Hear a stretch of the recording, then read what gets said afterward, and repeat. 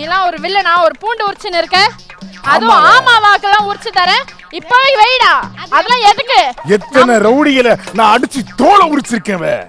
என்ன போய் பூண்டி உரிக்க சொல்ற இதுக்கு பேர் ஜோக்கா பாக்யா அண்ட் சுனிதா அண்ட் கானா வினோத் நீங்க தான் அட்வான்டேஜ் வின்னர் ஆமா சோ என்ன மாதிரியான அட்வான்டேஜ் உங்களுக்கு கொடுக்க போறோம்னா